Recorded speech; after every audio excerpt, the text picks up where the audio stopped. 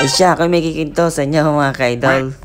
Nung ako'y pauwi na galing trabaho, abay tumawag sa akin ng aking baby loves kung di magmadaling umuwi. At kami daw may gagawin. Sabi ko, ano kaya yun? Di ako na may madaling umuwi.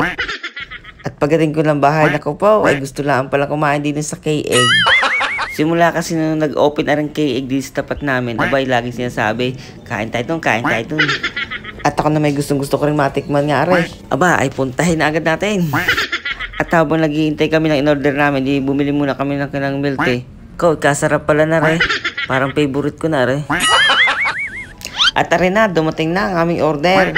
Matitikman na kung ari talaga magiging favorite. Itsura pa lang naman talagang mukhang napakasarap na talaga. At nung natikman ko na, nakaw, ay favorite ko na nga talaga rin.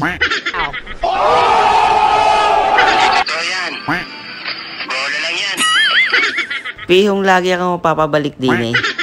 Hindi na rin ako mahihirapan mag-isip ng masarap na merienda pagkagaling sa trabaho. At saka rin pagkakalapit lang din sa amin, paglabas mo ng gate, tapos dilibang ka lang ng kalsada, tapos hakbang ka ng 10 kalahati. Abay, naandini ka na. At ang kagandahan pa din eh, pag ulit na bumibili din eh. Bibigyan ka nila ng card, tapos gadabili mo, pipirmahan nila. Pag ikinaka-4 na perma, di kayo may free blue lemonade ka. Tapos pag nakawalo ka ng perma, di kahit anong milk tea na sa kanila, pwede mo nang piliin.